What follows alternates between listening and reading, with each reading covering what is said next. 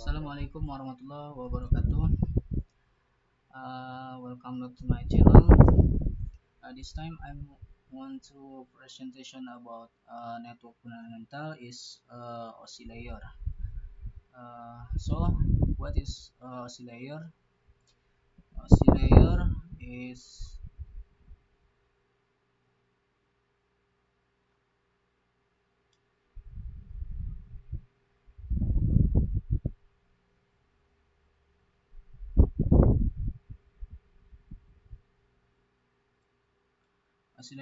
a standard OSI layer open system interconnection layer. Is a standard conceptual model created by ISO, International Organization for Standardization.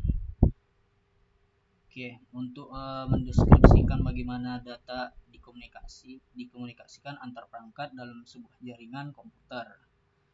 Nah, OSI layer ini memiliki 7 lapisan, yang dimana di setiap lapisan memiliki tugas spesifik untuk memastikan data dikirim, diterima, dan diproses dengan benar. Bisa kita lihat pada gambar ini ada 7 lapisan OSI model. Okay, number one is physical layer. Function relates to the typical transmission of data between device and task. Dia untuk mengubah data menjadi sinyal listrik, optik, atau gelombang untuk dikirim melalui media fisik atau kabel atau wireless lah. And examples cable Ethernet cables, USB port, or signal modulation. So this physical layer dia ini untuk mengatur transmisi data mentah melalui media fisik seperti kabel atau sinyal nirkabel. Oke, number 2, data link layer. The function manage data delivery between devices in a local network or LAN. Dia mengatur pengiriman data antar perangkat dalam satu jaringan lokal LAN. And task number 1 is this error detection and correction at the physical layer. And then divide data into frames.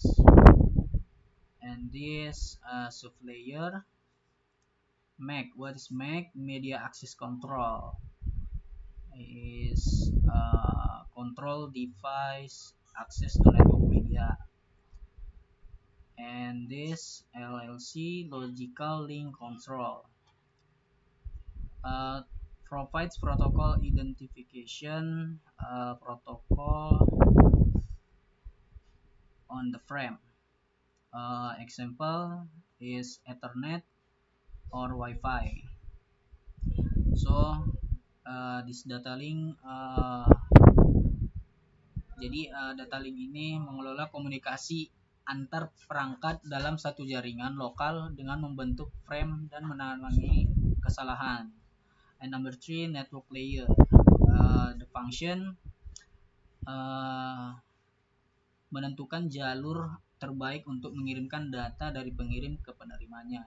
And task this routing or fetch selection. And then logical addressing, misalnya IP address lah. And then protocol IPv6, IP4, and example is router. So this network handles routing and logical addressing to ensure data Jadi network ini menangani routing dan pengalaman logis untuk memastikan data itu mencapai tujuannya. And number 4, the function is memastikan data dikirim dengan andal dan dalam urutan yang benar. And the task, this is segmentasi data, pengendalian aliran atau flow control. And then deteksi dan koreksi kesalahan. And this protocol is TCP or UDP. Example, the process of sending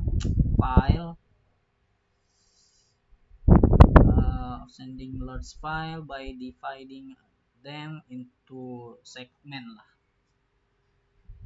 And number 5, session layer.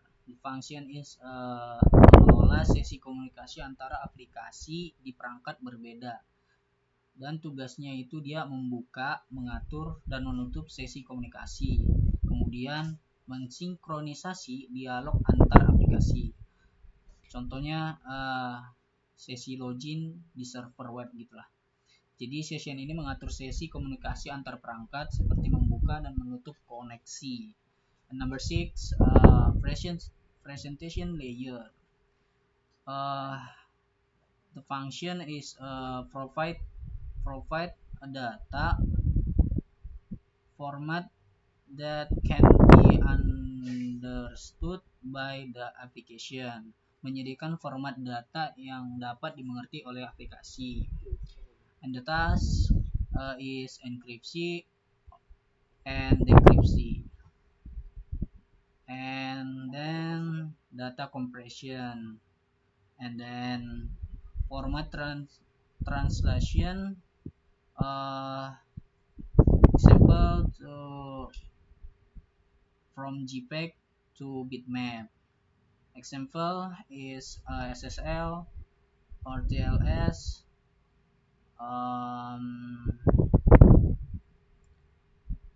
this format JSON to XML. Jadi presentation layer ini mengubah data menjadi format yang dapat dimengerti oleh aplikasi, termasuk enkripsi dan kompresi. And number 7, application layer. The function is provides a direct interface between users and network application. Menyediakan antarmuka langsung antara pengguna dan aplikasi jaringan. And the task handles protocol that interact directly with application. And then protocol is HTTP, FTP, SMTP, and DNS. Example, browser web and email client. So this application provides an interface to users to interact directly with network application. Jadi application ini memberikan application layer ini memberikan antarmuka bagi pengguna untuk berinteraksi langsung dengan aplikasi jaringan seperti contohnya HTTP atau FTP. Okay, a brief explanation. So here's jadi ada di sini ada penjelasan singkat. Nah, jadi so lower layers and dari 1 sampai 3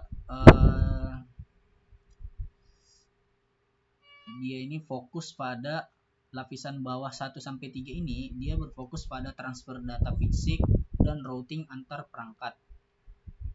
And then middle layer dari 4 sampai 5 yang tadi tuh dia ini manage communication and reliability.